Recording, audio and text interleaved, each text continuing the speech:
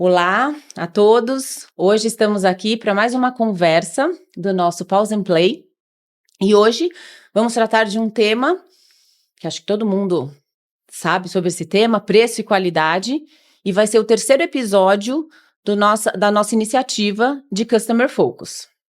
Temos hoje com a gente aqui a Eliane, coordenadora de suporte a vendas aqui na ABB, em PAP. Temos o Renan, coordenador de compras, aqui também em IPAP, e temos um convidado hoje, de fora, que vai nos ajudar aqui nesse bate-papo, que é o professor Marcelo Miyashita. O professor Marcelo Miyashita é um dos maiores especialistas de marketing do Brasil, e ele também é professor convidado nos cursos de MBA da USP e outros projetos. E, inclusive, já esteve com a gente lá na ABB Sorocaba, palestrando também, né, professor? Muito bem, é isso mesmo, é sempre bom voltar e trabalhar esse assunto que é importante e é necessário, que é justamente justificar ou buscar argumentar quando a gente está nesse contexto de negociação junto ao cliente. Afinal de contas, o tá caro sempre nos persegue. Tá caro é outro japonês, tá? Tá caro, né? Não é o japonês. E a ideia central hoje é a gente discutir aqui tanto a visão de quem vem de vendas, como a visão de quem vem de compras, uma visão externa. A famosa frase que a gente sempre ouve, né? A ABB é cara. Ai, a ABB é muito cara. Então, vamos conversar um pouquinho, desvendar isso, né? Por que será que a gente ouve essa frase e o que será que a gente tem que analisar e argumentar por trás disso com os nossos clientes? Sim. Certo? Certo, isso mesmo, Dani. Então, vamos lá, gente. Bom, vamos começar aqui, né, na parte de suprimentos. Eu acho que eu queria colocar alguns pontos importantes. Porque muitas vezes as pessoas se questionam, pô, será que a gente está fazendo o nosso máximo, o nosso melhor para conseguir um preço adequado, né, para os nossos clientes? Eu acho que um ponto fundamental antes quando a gente vai iniciar uma compra dentro da ABB, eu acho que nós temos que levar em consideração alguns fatores, né? Quais são esses fatores? Então, nós temos ali fatores jurídicos, né? Que nós temos que buscar junto aos nossos fornecedores. O que são esses fatores jurídicos? No desenvolvimento de um fornecedor, a gente precisa entender se ele possui algumas certificações, se ele possui licenças ambientais para operar. Por quê? Porque isso faz parte dos valores da ABB, né? Então, nós temos o valor da ABB cuidar, nós temos que cuidar dos nossos clientes, cuidar dos negócios, cuidar dos nossos funcionários e tudo mais. Então, eu não consigo hoje, nós aqui de suprimentos, simplesmente comprar de qualquer fornecedor. E esse ponto é extremamente importante, Sim. Porque quando a gente fala em preço de venda para o cliente, de onde começa isso? Do nosso custo. Perfeito. De onde vem o nosso custo? Vem dos nossos fornecedores. Exato. Parte dele vem dos nossos fornecedores. Exato. Bacana. E assim, então, é necessário, essa parte de cuidar, nós temos que fazer uma avaliação dos nossos fornecedores para entender se eles têm condições de nos resguardar juridicamente no momento de uma compra, né? Ainda mais que nós temos aqui a nossa área de negócio, ela é muito focada na venda de soluções. Então, nós precisamos ter um respaldo jurídico desses fornecedores caso aconteça algum problema nos nossos clientes. Mas aí eu pergunto para a Eliane aqui. O cliente olha isso, o cliente, ele percebe isso, porque a gente faz tudo isso. Perfeito. Aqui dentro a gente olha para tudo isso. Mas o cliente, ele quer saber disso na hora que você está lá com ele? O que eu vejo do cliente, das dores que que eles trazem, o cliente enxerga, né? Tanto que quando ele procura a ABB, ele sabe da credibilidade, ele sabe da confiança, mas ele sempre vai argumentar. E ele argumenta mais com o cara que está ali, com o técnico que vai atender. Ah, eu quero muito comprar da ABB, mas a ABB é muito cara. Uhum. Só que o que eu sinto, quando ele traz essa mensagem, ele quer comprar da ABB. Ele sabe o risco que está envolvido e o valor. Eu acho que um trabalho que a gente tem, que aí eu até gostaria da opinião do professor, para trazer como que a gente consegue treinar esses funcionários nossos que estão na frente do cliente, ouvindo isso, saber defender a marca, usar essa dor do cliente e identificar aonde que ele pode pegar, olha, isso é um valor para você e eu vou te oferecer. Então, acho que isso é que a gente realmente precisa conseguir identificar, né? Muito bem. Como profissional de marketing, né, aliás, obrigado pelo convite, né, a gente tem um raciocínio um pouco diferente, né? Como é que a gente pensa, né? Marketing trabalha muito com percepção e com momento. E quando a gente associa essas duas questões no processo comercial, né, a gente tem que entender que a questão do tá caro depende muito de quando ela surge. Tá? Ou seja, no processo comercial, a gente tem aquela rotina. Vou começar a dar aula aqui, hein? Sim. Né? A Cadê gente a tem aquela, lousa? Traz a lousa. Vamos anotar. aquela rotina, né, do atendimento inicial, depois você tem o processo de venda, qualificação, depois você tem a etapa de negociação, de viabilização, de ajuste de proposta, e depois o fechamento, e depois a entrega. Né? Normalmente, o tá caro ele surge logo no final da etapa de qualificação, quando o vendedor finaliza o seu trabalho apresentando a proposta. Né? Quando o tá caro vem antes disso, aí já é uma percepção que o mercado tem, e na visão de marketing é até bom que o cliente tenha. Por quê? Porque existe a relação de preço-qualidade. Né? Uhum. Se tem preço, tem qualidade.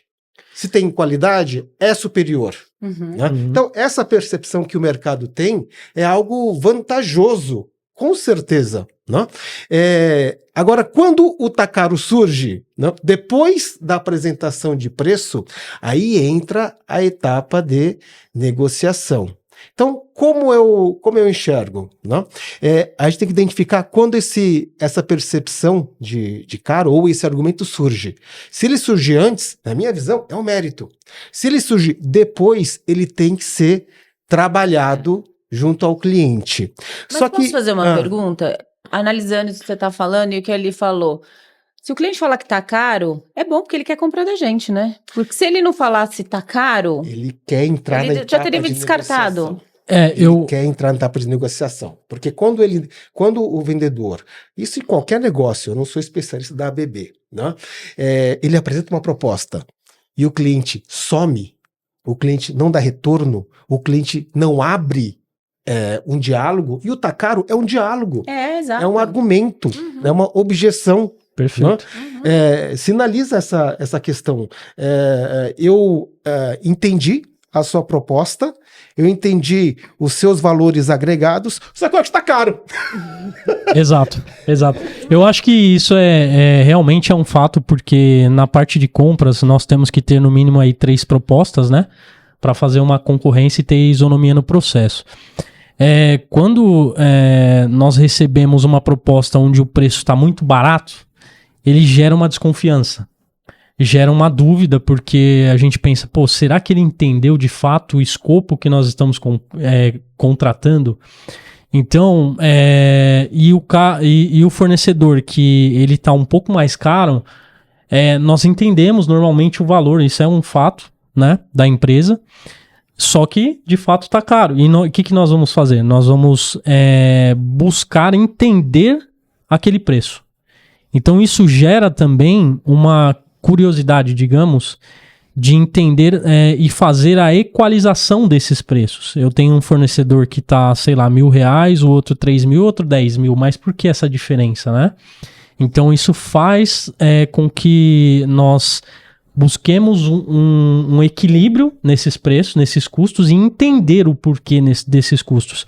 Quando você faz esse entendimento, essa análise, ela não é apenas o valor, você vai entender tudo que o fornecedor vai entregar para você, a segurança, a garantia. Mas será que aí não é onde entra a questão da qualidade, né? Porque a gente fala tanto de qualidade, mas aí será que é qualidade hoje em dia, né? Porque uma coisa que eu até comentei outro dia, eu falei assim, a ABB tem anos no mercado, mais de 100 anos, é uma empresa aí né? Antigamente, se a gente olhasse lá para trás, né, que era qualidade num produto? Era um produto que durasse muito, que fosse robusto, que não desse problema. Olhando o mundo que a gente vive, né, o que é qualidade hoje em dia, né? Qualidade, pelo menos no meu entendimento, é muito mais do que a questão do produto. Envolve muitas coisas mais, não? Exato. Tem uma questão importante também, além da qualidade, Dani, que do outro lado a gente tem, né, no negócio, na realidade de vocês, um comprador que é um profissional de compras. Sim. É papel dele falar tá caro. Sim. Ela é dele? Né? Ó. Exatamente. Ele não pode aprovar uma proposta sem haver negociação, sem haver contrapartida, sem haver um sentimento de ganho, porque ele é cobrado por isso também. Tá? Perfeito. Então, nesse contexto, nessa etapa de negociação, que eu chamo negociação como viabilização. Né? Ou seja, o vendedor ele apresenta a proposta, ou seja, o ideal. Dentro do que foi brifado, dentro do que foi informado, na nossa melhor análise, essa é a melhor solução. Né? Aí tem duas coisinhas também.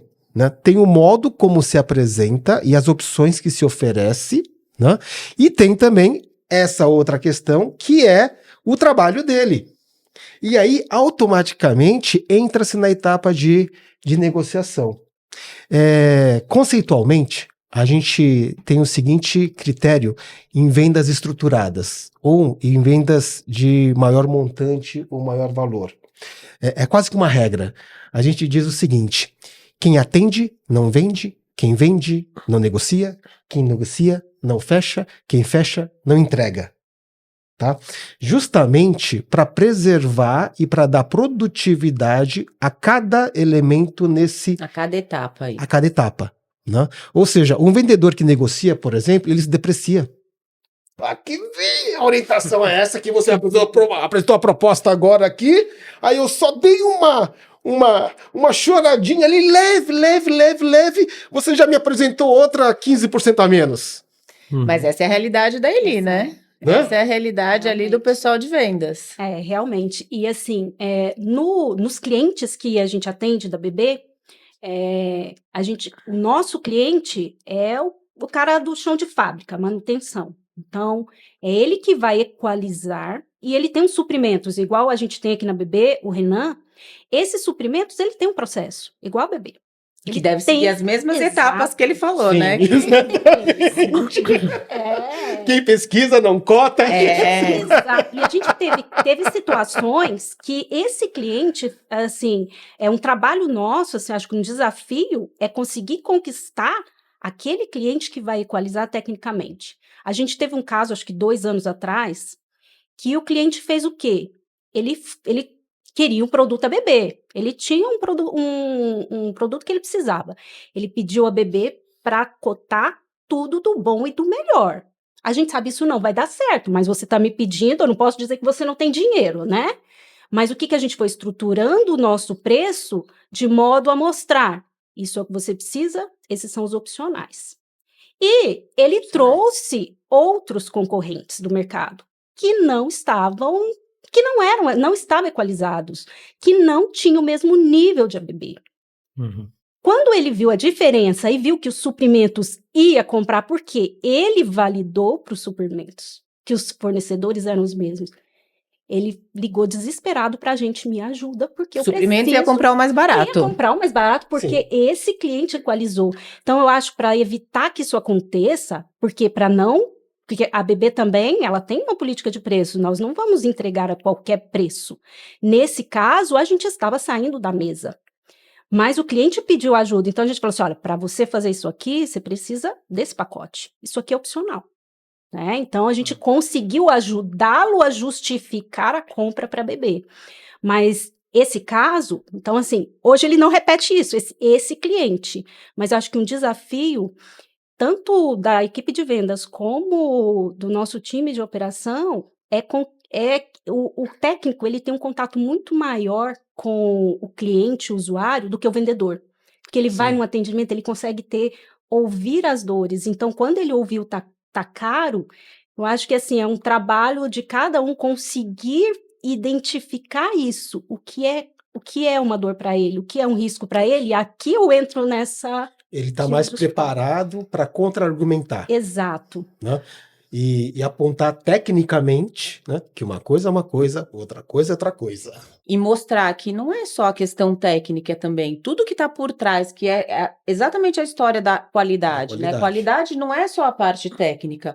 Qualidade tem a ver com atendimento, tem a ver com o nível de suporte que você vai ter, tem a ver que como aquela empresa, se der um problema, como aquela empresa vai reagir ao problema? Ela vai me deixar na mão ou ela vai resolver, né?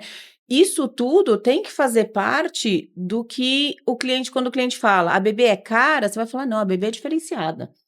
A bebê não é cara, a bebê é diferenciada. É, a bebê.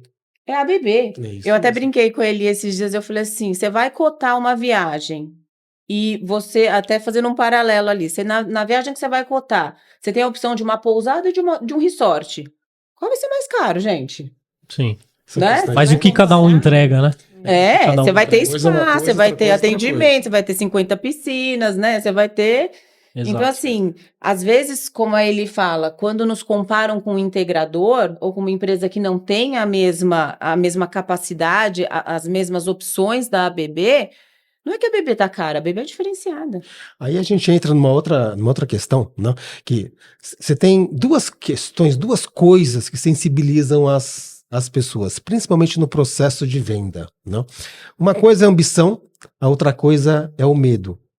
A ambição, desejo, vontade, resultados, medo, risco, perda, oportunidade, né? Então são duas variáveis. Na variável da ambição entra o desejo, entra a vontade Aquela vontade de ter uma Louis Vuitton, né? De ter aquela de bolsa Louis trabalhar Vuitton. com a empresa que é referência no mercado, né? Que é buscar realmente dar mais valor e mais atenção à coisa da qualidade, à coisa da marca, à coisa e tudo que uma boa empresa traz, né? Que é confiança, segurança, até inclusive aceitação social, Sim, né? Porque a gente status, trabalha com aquela marca, com aquela indústria, né? E tem também uma outra questão que é o risco. E às vezes o risco, o medo, funciona muito melhor num processo de negociação, né, para buscar o fechamento. Quando a gente fala em risco, aí estou dando aula de novo, né? Nós temos eu já sei essa matéria, os riscos percebidos. Nós temos os riscos. A gente sabe essa matéria. Nós temos os riscos reais e os riscos percebidos. Os riscos reais, numa simples análise comparativa. Peraí, deixa eu ver. Essa é a minha proposta. Quais são as suas outras propostas? Então, numa simples análise comparativa, você consegue deixar claro para o cliente que uma coisa é uma coisa, outra coisa é outra coisa, né? Os riscos reais. Agora, além disso, a gente tem os riscos percebidos. E aí, como esse conjunto de riscos, eles são percebidos e, no processo de negociação, pode ser enfatizado pelo profissional que está naquela etapa contra-argumentando com o cliente. E aí eu entendo que é o que vocês fazem muito, de mostrar quão importante é trabalhar com a ABB na hora que precisar de um suporte lá na frente, né? E aí esse risco percebido que eu vejo, o nosso técnico que está ali, ele tem uma oportunidade muito maior de identificar, porque Sim. ele vai ter um contato maior com o cliente. Ele consegue ver o que é para ele um risco, né? O que ele entende como um risco que para a gente não é transparente, né? O risco percebido. Um exemplo de risco, desculpa. Não. É o risco financeiro. O risco financeiro envolve não só a questão do temor de, puxa, eu não fechei o melhor negócio com aquele fornecedor, né? Mas também envolve as consequências de custos posteriores que uma má escolha podem gerar. Esse é o famoso barato sai caro? É, o barato sai caro. O barato sai caro. É quando acontece alguma ocorrência, quando acontece algum problema. E aí ninguém te atende. constância, né? O equipamento para e aí o suporte não vem, aí a fábrica fica parada, quanto custa essa fábrica parada, essa linha de montagem, sei lá, né? Esse é um belo risco, como é que você falou? Risco percebido para ser enfatizado Financeiro, para o cliente, financeiro, né? Para né? ser colocado ali, falar, ó, com a BB você não vai ficar na mão. Exatamente. Né? Ele precisa contabilizar essa questão, porque senão o barato sai caro.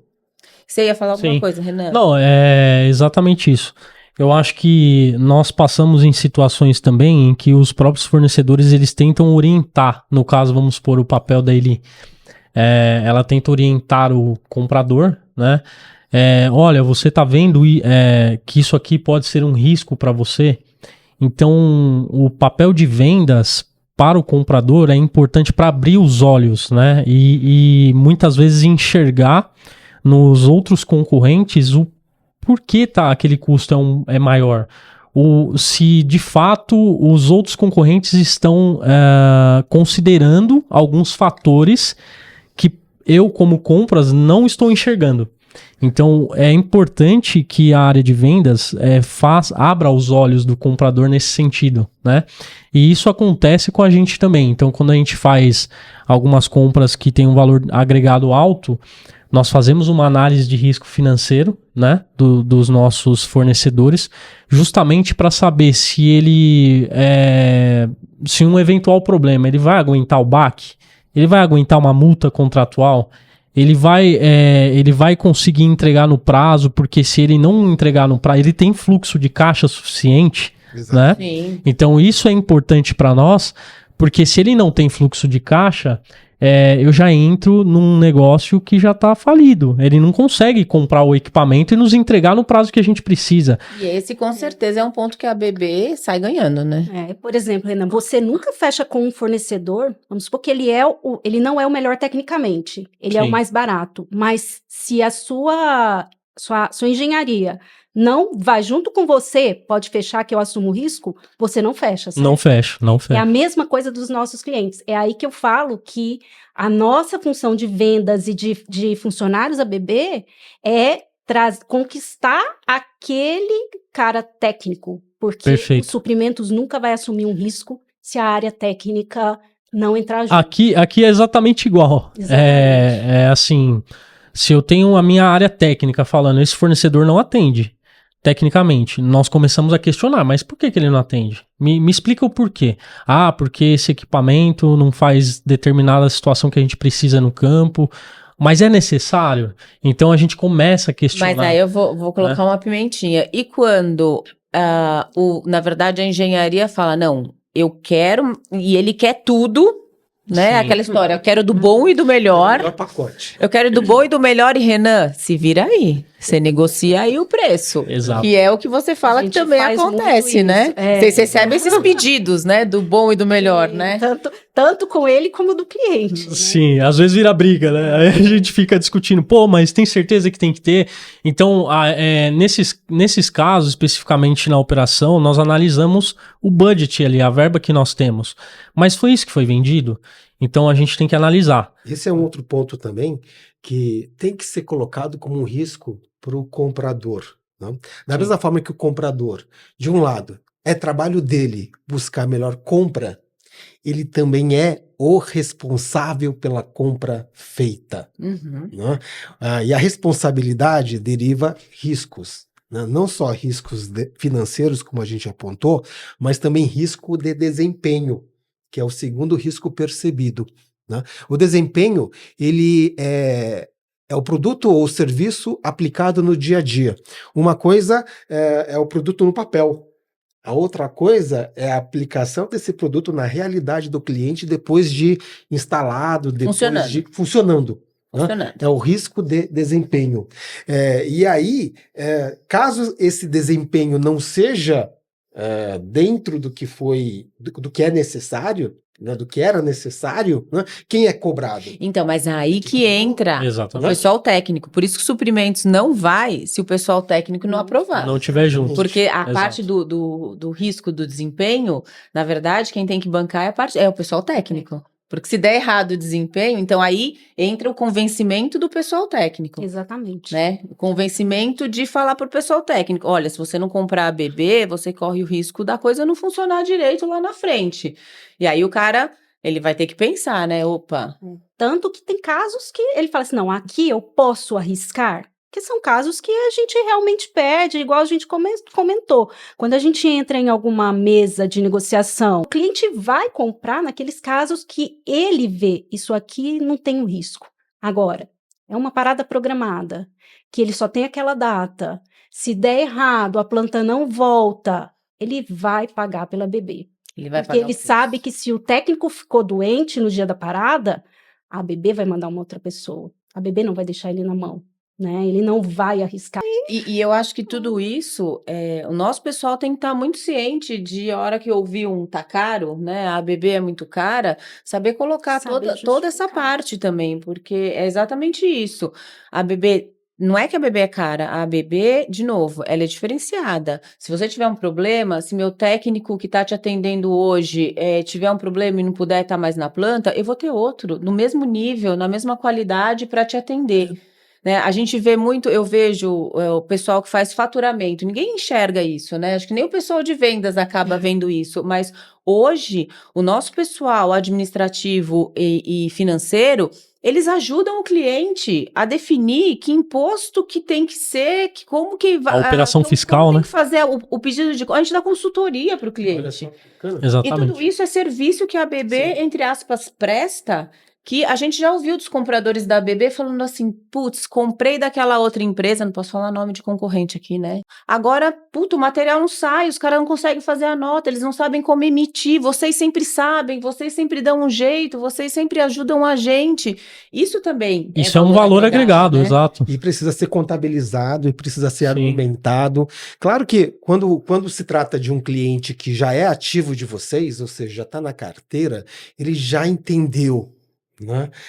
O que ele ganha e principalmente o que ele perde, né? Nesse processo. Talvez o difícil seja realmente quando se trata de um cliente novo, né? Uma empresa que está instalando, que não tem esse histórico, que não tem esse entendimento do risco, da perda ou dos detalhes operacionais seguintes. Mas né? aqui na BB, talvez a nossa realidade nem seja tanto clientes, lógico, clientes novos eu tenho total certeza que ainda não conhece a BB, ele não vai ter a percepção de tudo que ele pode ganhar, né? Uma outra questão, que é além da negociação, né, que é o poder econômico-financeiro.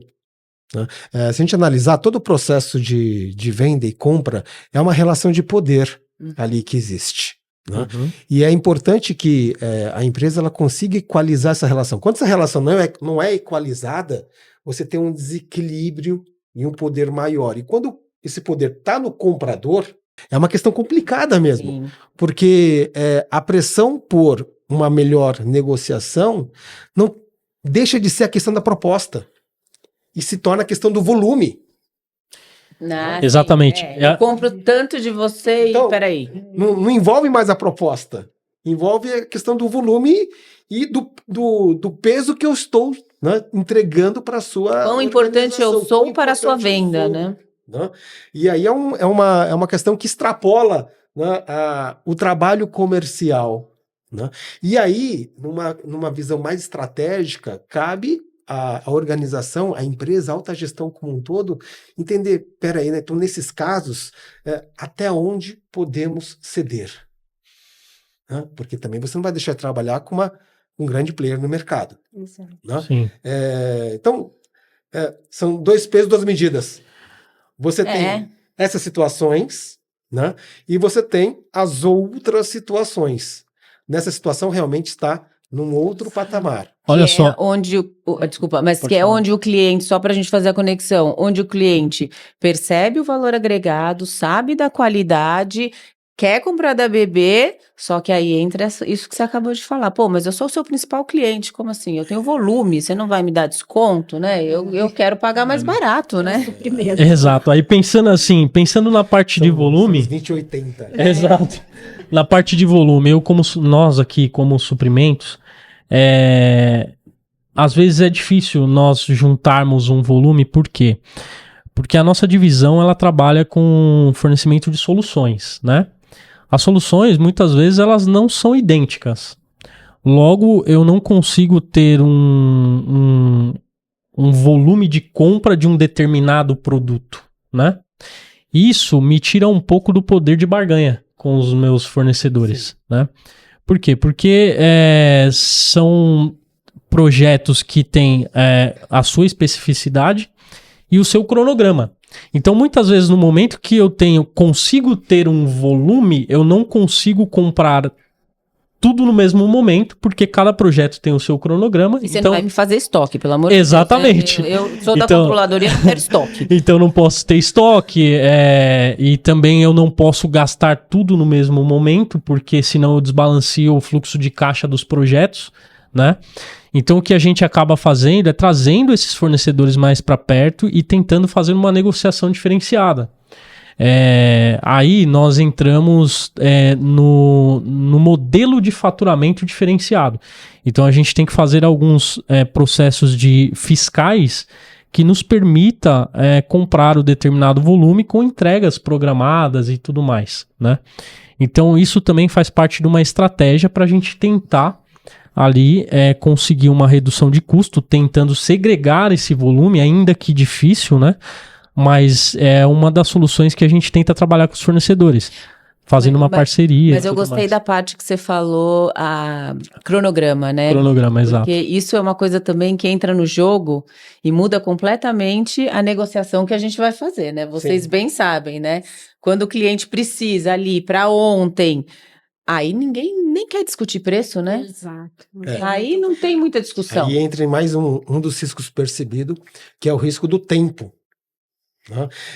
Quando o cliente ele tem o tempo como um inimigo, porque ele tem prazo, porque foi colocado isso para ele, pela gestão dele, né? O comercial ele tem que entender, né, essa oportunidade para trabalhar essa variável, risco de tempo, né? Porque ele sabe que ele tem que comprar, tem que fazer a melhor compra, ele é responsável por. Agora, já pensou se não instala o fornecedor que eu escolho? Já pensou se eu negociei ali 10 mil reais de desconto, peguei o outro fornecedor e não deu certo? Pois é. Exatamente. Né? O risco do tempo é um risco... A gente tem riscos que são diretos, financeiro, desempenho, está diretamente ligado em qualquer negociação, qualquer compra, e tem alguns riscos que dependem de cada situação. Risco do tempo é uma dessas. Né? Então, quando a gente percebe que o cliente ele não tem essa necessidade, esse prazo curto, não dá para trabalhar esse risco, não é como argumento. Agora, quando ele tem esse risco, mas a gente tem que tomar cuidado para não parecer oportunista também, né?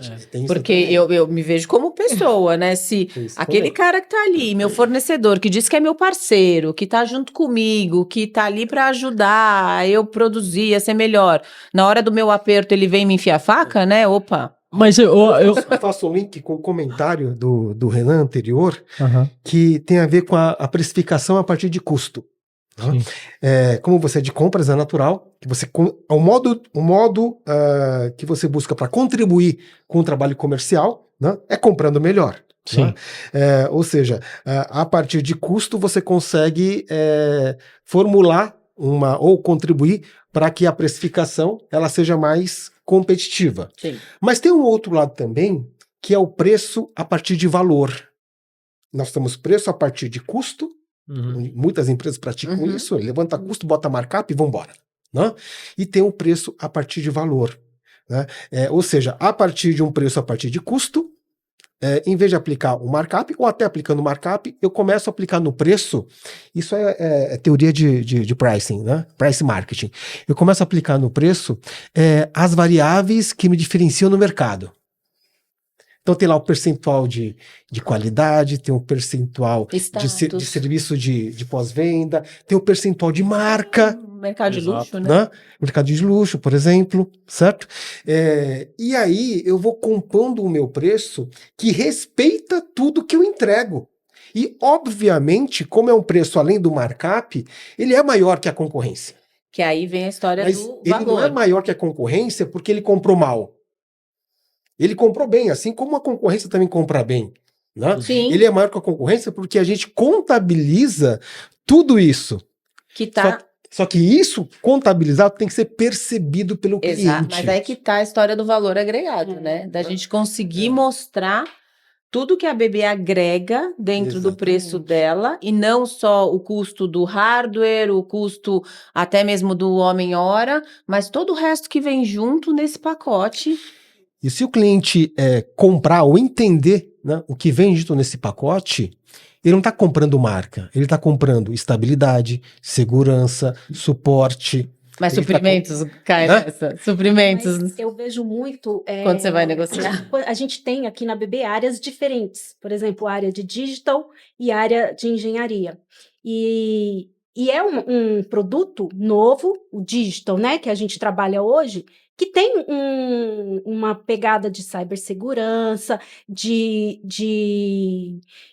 desempenho no mercado. Então, esse custo, esse serviço, ele tem que ser mais caro. E o cliente volta muito, mas é o mesmo profissional. Então ele questiona, você mandou o mesmo profissional. Ele tá olhando só a sua base de formação de Exato, custo. Acho Na que, verdade. que a gente precisa aprender a trabalhar isso e mostrar e justificar isso para o cliente. Eu não estou te vendendo o profissional, é a atividade que você está me pedindo. Então, ela tem um valor agregado maior, né? Porque Exatamente. ele devolve isso para a gente. Por qual a diferença do preço para a atividade A e atividade B? Falei, não, essa atividade ela tem um valor agregado, mesmo sendo a mesma pessoa nesse momento, ela tem uma Então, percepção, quer dizer, um risco. o cabeleireiro, né? ele tinha que cobrar o corte das pontas igual às luzes? Porque então eu vou reclamar assim também. Que é o gente, mesmo porque profissional, né? É o mesmo profissional. Quando ele vai cortar meu cabelo, é R$100. Quando ele vai fazer luz, é 500, né? Aí a outra questão que também se trabalha na área comercial, como eu disse, né, tem a questão do medo e tem a questão da ambição. A ambição está relacionada à produtividade e a resultados. Então, obviamente, quando a gente comercializa algo que gera para o cliente resultados percentuais, financeiros, maiores, né, ele precisa entender também que ele precisa defender esse resultado. Uhum. Vai fazer Comprar parte, bem. né? Vai fazer parte do preço ali, É né? aquela história, né? Eu compro 10 e em função desse 10 que eu comprei, eu vou conseguir gerar 30. Uhum. Né? Que aí tá ligado a uma coisa que hoje nós já estamos fazendo muito com alguns clientes, e eu acho que isso entra nessa questão de valor agregado, que é ajudar o cliente a desenvolver as soluções deles Sim. para que isso que ele ganhe traga mais. mais produtividade, né? Vamos dar como exemplo para ficar claro. A equipe da ABB está trabalhando no desenvolvimento de um produto novo deles, voltado à sustentabilidade, que a ABB está lá, ela que está ajudando ele a desenvolver. E por que ela consegue fazer isso? Porque ela tem os profissionais que ela tem com todo o conhecimento, não só da ABB, mas inclusive conhecimento do processo produtivo do cliente. E aí Né? entra E isso a gente tem. aquele raciocínio interessante, né? Você está comprando por 10, vai vender por 30, né?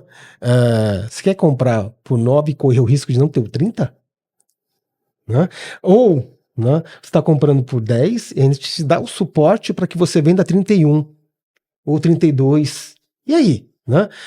Então, são duas questões que são importantes também Sim. falar, né, no processo de negociação dessas duas questões ligadas à eficiência, que é a produtividade, e ligada à eficácia, que é o resultado, ou seja, a consequência daquela compra.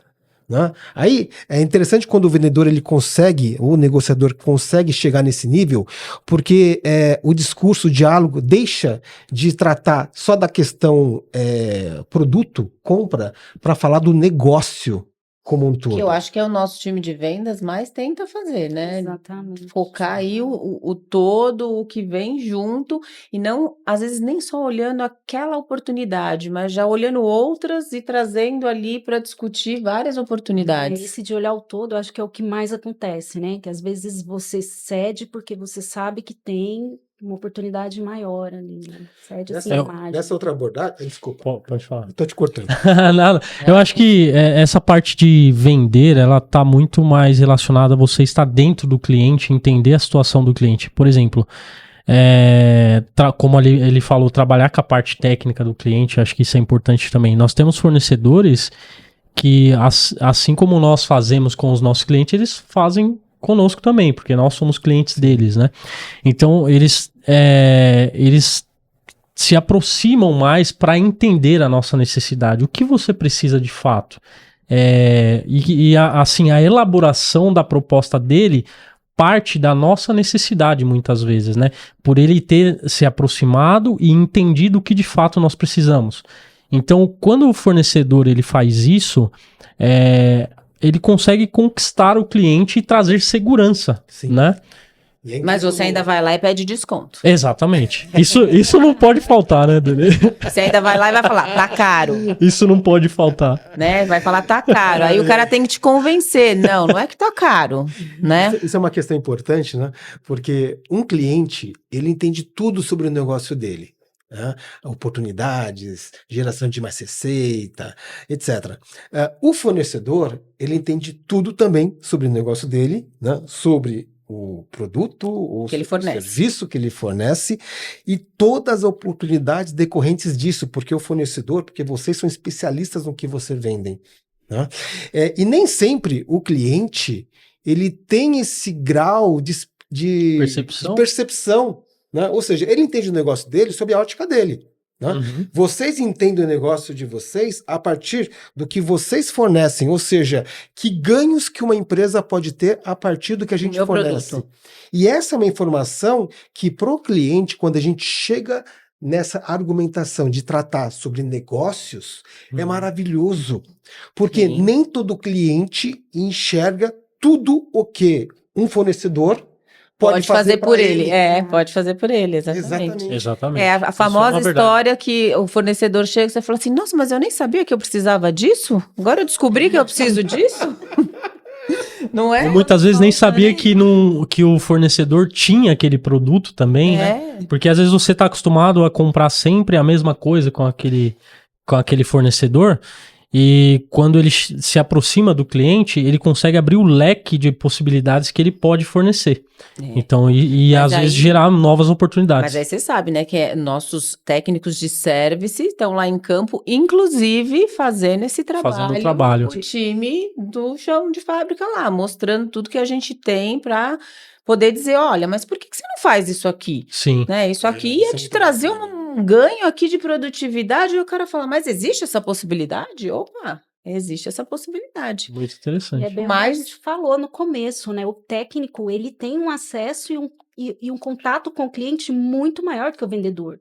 O vendedor, ele vai ali numa visita esporádica, às vezes é mal recebido, porque a nossa cultura, né? Um vendedor só veio para me vender. E o técnico não. O técnico, ele fala, esse cara não tá querendo me enfiar nada. Ele realmente quer me ajudar. Então, acho que eles são o maior vendedor da marca. Sim. Porque é uma abordagem diferente. Agora, Exatamente. vamos Exato. combinar, né, gente? A gente ouve muito hoje em dia essa fala hoje, né? A gente tem que vender uma experiência, né? Hoje, você não compra um produto, você compra uma experiência, um iPhone, né? A gente vê. Mas é mais difícil vender uma experiência na indústria, né? Porque eu acho que até para você vender uma experiência, a pessoa tem que olhar o todo daquilo. E nem sempre o técnico tá vendo. Ele vê a parte técnica. O cara de suprimentos, ele vê ali a parte de suprimentos. Cada um vê uma partezinha da coisa, né? Como é que em marketing a gente conceitua essa questão da experiência? Né? Marketing é um processo de gestão.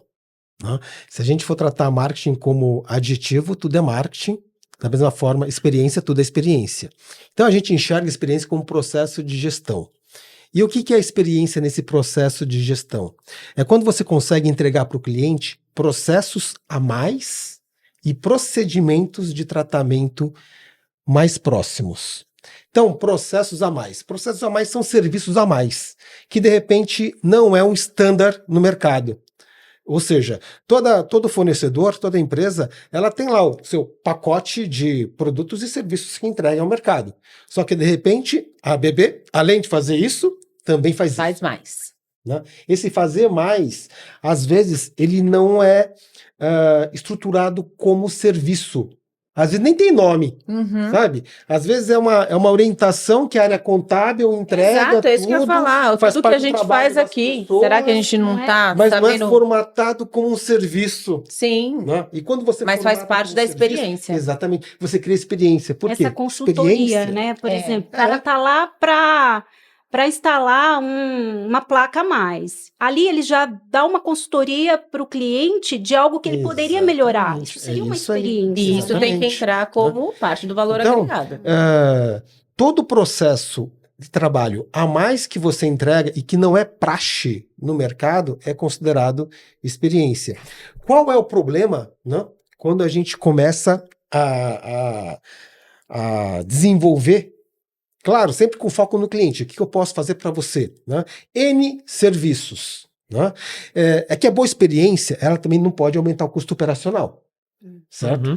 Logo, tem que ser viável. E se for viável e atende uma necessidade do cliente, o cliente adora isso. Só que se foi viável para você, também é viável para o concorrente. Então, toda experiência, depois de um tempo, ele tende a se tornar o novo básico. Sim, o standard. O standard. Mas eu vou dar um exemplo, gente. Uma situação que eu vivi. Até daqui a pouco o pessoal vai falar, a gente tem que parar de falar, mas eu vou falar. Uma situação que eu vivi, que está vinculado a isso. Eu fiz aquela viagem, né, final de ano, dezembro, vamos viajar, meu filho tinha uns 6, 7 anos, né, vamos para o sul de carro, nunca viajamos de carro, vamos viajar para o sul de carro, carro novinho, tinha acabado de sair da concessionária, vamos para o sul de carro. Bom, fomos para o sul de carro, aquela passagem do Beto Carreiro, né, que todo mundo passa com as crianças. Chegamos em Florianópolis, falamos, vamos mostrar Floripa para o nosso filho, Florianópolis, entramos na primeira avenida principal, veio um caminhão e pum, no carro. Falei, nossa, o carro tinha acabado de sair da concessionária, a gente em Florianópolis. Batizou, cara. Batizou. Bom, eis que... Agora vou fazer uma propaganda aqui. Não, tudo bem, mas o carro não tinha mais condição de rodar na estrada. Eis que o meu seguro era Porto Seguro. Gente, naquela experiência, eu liguei, o cara me atendeu na hora, no dia seguinte o guincho estava lá, levou meu carro para a concessionária, o cara me ligou, falou, como vocês vão voltar? Vocês voltam de avião, a gente cobre tudo, não fiquem preocupados, curta a sua viagem, você pode alugar o carro em tal lugar, você vai ter as passagens aéreas para voltar.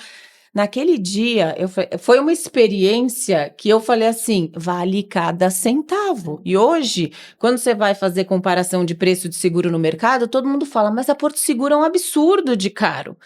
Né? Se você compara uma seguradora com outra, você fala assim, a Porto Seguro é muito cara. Eu sou a primeira a defender, não é? Mas eu acho que o ponto aí, ô Dani, é caro, mas compensa. Exato. Vale cada centavo. É caro, mas vale. O ponto é a gente conseguir quebrar, entrar nesse ponto com o cliente, né? Como que a gente consegue mostrar que indo com a ABB ele vai ter essa experiência? Exato. Às vezes a gente só consegue ter essa análise quando a gente passa por ela. Que nem você sabia que a Porto Seguro era uma excelente empresa, mas você não tinha tido essa experiência. A partir do momento que você teve a experiência, que ele virou o seu padrão. Eu quero daqui pra frente. Então será que a gente vai ter que começar a ter problema e resolver o problema do cliente para ele falar, não, a ABB compensa? O assunto experiência, né, dentro da lógica que eu coloquei para vocês, ele está em cima da parte da ambição. Como eu disse, temos medo e tem ambição. A ambição está atrelado à eficiência, à eficácia, produtividade, eficácia, resultados. Né? A eficiência ela está ligada diretamente a esse lado aqui. Né? Então, é parte de toda empresa que busca diferenciar a sua operação pela quantidade de suporte, serviço que é oferecido, né? Conseguir ser valorizada por isso. Às vezes é até injusto, sabe? Porque o produto em si, ou a máquina em si, tecnicamente, ela é o grande valor que é comprado. Mas, como é muito difícil diferenciar a parte tangível, é justamente nos serviços que vem, no suporte que vem, Na qualidade do atendimento, na Exatamente. rapidez do atendimento. que você diferencia. E aí as empresas, no geral, elas são ótimas em fazer isso. É o marketing do seu valor agregado. Exato. Né? Como marketing tem que ter nome, esse serviço tem que estar formatado, Sim. isso tem que estar no portfólio. Chamar a Bruna e aqui, tem que ser marketing tem que ter apresentado, nome. Sabe? Tem que ter hot site sobre isso, né? Tem que ter depoimento de clientes, casos realizados e por aí afora. Né? Mas chegou Na no- verdade, são dois marketings que a empresa tem que fazer. Né? Tem que fazer o marketing do valor agregado e tem que fazer o marketing do medo. Não, mas chegou no Risco. ponto. Eu São acho dois que lados, eu né? acho que essa colocação final foi assim perfeito. Eu acho que a gente tem que aprender a mostrar esse valor agregado, a vender esse valor agregado como parte da nossa solução, do nosso produto. Com certeza. E aí, pra gente já ir encerrando, que a gente já tá quase Acabou chegando já? no finalzinho. Acredito. Você vê, céu. você tá nervoso ainda? Tô, não, tô tranquilo. Passou o calor? Já tomei a aguinha aqui, tô bem tranquilo. Deixa eu retomar aqui. O que eu ia retomar? Ih, já esqueci, gente. Estamos Não, indo eu para a ia parte falar final. não, eu ia falar o último ponto. Ah, lembrei. Lembrei. Que a gente comentou até sobre isso outro dia que a gente estava batendo um papo. Como fazer, né, todos os nossos colaboradores, não só o pessoal de vendas, o pessoal de campo, todo mundo, como saber fazer as pessoas venderem isso para o cliente, né? E você comentou aí, eu achei maravilhosa a ideia, eu acho que vai ficar para a gente trabalhar, a história da gente ter um guideline, um guia, né, Sim. de o que você pode responder para o cliente ou o que você pode mostrar para o cliente que a ABB tenha mais quando você ouve o famoso ABB tá cara. Eu acho que a gente tem que se convencer também, né? Cada funcionário, não se convencer, a gente tem que Entender. enxergar o valor Uhum. agregado da ABB. Né? Quando a gente escutar um tá caro, eu falei, será que tá caro mesmo? Tudo que tem por trás. Tudo Porque, que a assim, gente o entrega. que a gente não compra, a gente não consegue vender, né? Então, acho que isso é a base, né? A gente E como enxergar Toda a esse estrutura, todo o suporte que a empresa proporciona, acho que isso é importante. A gente tem que ter esse entendimento até para passar isso para os nossos clientes. Né? Exato. E como sugestão, eu acredito que deveria haver 2 guias, na verdade. Né? Um é o guia de vendas, onde você coloca todas as argumentações e a listagem, o checklist de todas as argumentações que precisam ser colocadas numa apresentação de produto e posteriormente numa negociação. Né? E outro guia é justamente o guia de respostas a partir de questionamentos que o cliente realiza. É o que a gente chama Em qualquer de objeções. momento, não necessariamente numa venda. A gente chama isso de objeções, ou seja, um guia ou um manual de objeções. Se o cliente fala isso, verifica isso e responde isso. Verdade, é quase que uma...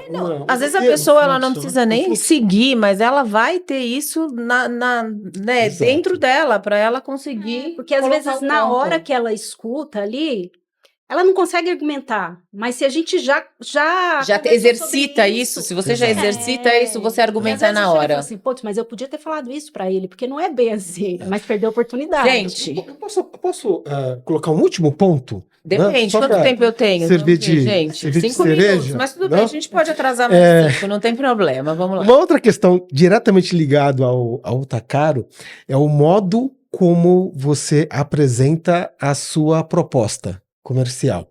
Né? O caro tem qualidade, em marketing depende. Né? Ou seja, como assim? Depende da base de comparação que a pessoa tem, que a empresa tem, que o cliente tem. Né? Se o cliente é um cliente profissional, comprador já com experiência no mercado, ele já traz essa base da cabeça dele. Na hora que ele brifa, ele já sabe quanto custa. Né? Agora, quando você não tem um cliente, isso é muito normal quando você tem propostas que são montadas sob demanda, o cliente não tem essa base, né?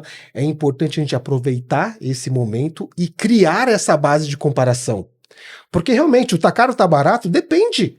Depende do quê? De você usa como base de comparação. Né? Por isso que eu sou defensor, e isso é um raciocínio de marketing, e vale também para vendas industriais, né? Que a gente sempre tem que apresentar opções, e não só uma opção numa proposta. Que são os opcionais, né? Ou seja, a gente tem o pacote A, né, que tem isso aqui como núcleo, mas isso aqui tem o pacote B, isso aqui, e tem o pacote C. Né? Essa é uma questão que eu estou colocando aqui no final, mas é uma questão que algumas pessoas são favoráveis, outras não. Né? Eu sou do lado que é favorável. Apresente opções, mas não no sentido de apresenta por deixar o cliente escolher. Isso está errado. O cliente vai se confundir. Sim. Você está criando um processo de decisão sobre a decisão. É errado. Né? Ou seja, na verdade, tudo o que você apresenta como opção é para fortalecer aquela opção que você quer vender. Né? E aí entra dois raciocínios. Um chama princípio do contraste perceptível.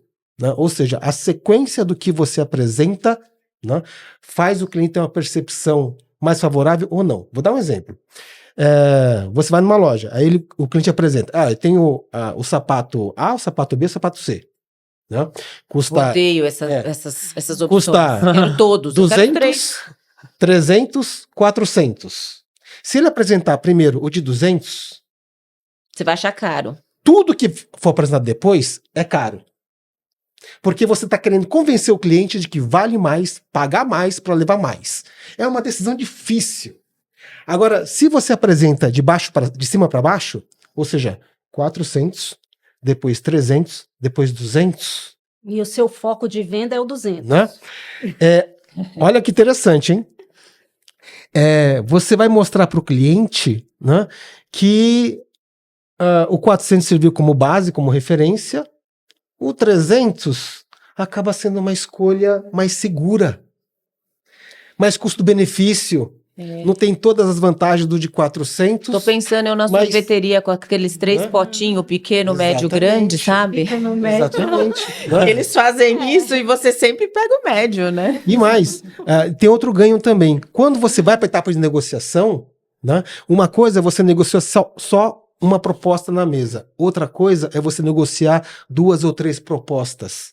Porque aí você começa a negociar com o cliente ajustes de propostas. Porque você dá referência para eles. Né? É natural que o cliente queira a proposta de 300, mas pagando a de 200. Né? Que é o bom e melhor. Mas quando você coloca opções, você abre também raciocínios comparativos. Tá? E fica fácil argumentar. Uma coisa é uma coisa, outra coisa é outra coisa. Mas aí a gente vai ter que ir para aula, professor, porque essa parte ficou difícil. Aí pra gente terminar a conversa. Essa ficou difícil. Mas eu acho assim, é muita coisa envolvida, né? Eu acho que tem, se a gente fosse discutir, a gente discutiria, você deve dar aulas e aulas sobre o tema. Posso ficar a tarde toda aqui. Exato.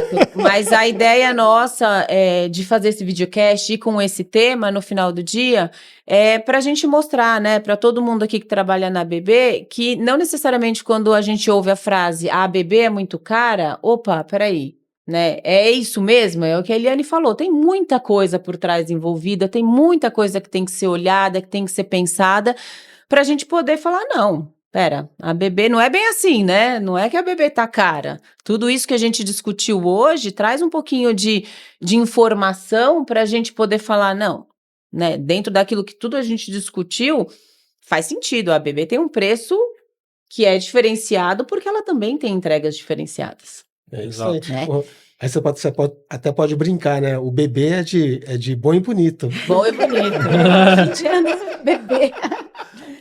Mas é isso, gente. E por último, aqui a gente gosta de fazer essa brincadeira no final, né? Uma pergunta para a gente conhecer um pouquinho mais, né, de quem estava aqui conversando com a gente. Então, vou começar pela Eli aqui. Perguntinha fácil, a pergunta é, Eli, você, quando não é coordenadora de suporte a vendas aqui na ABB, quem é a Eliane? O que ela gosta de fazer?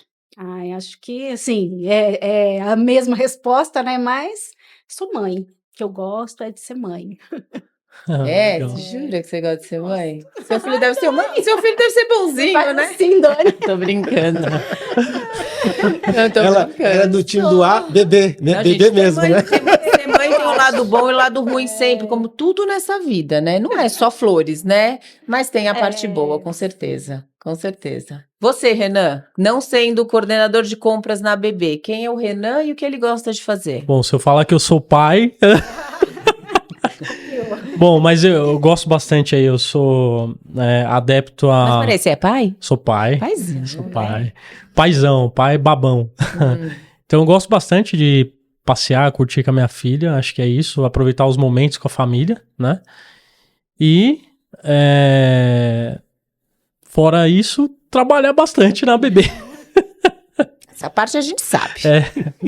E agora o professor. Não sendo o professor, quem é o Marcelo Miyashita e o que ele gosta de fazer? Vocês perceberam, né? Eu sou japonês, né?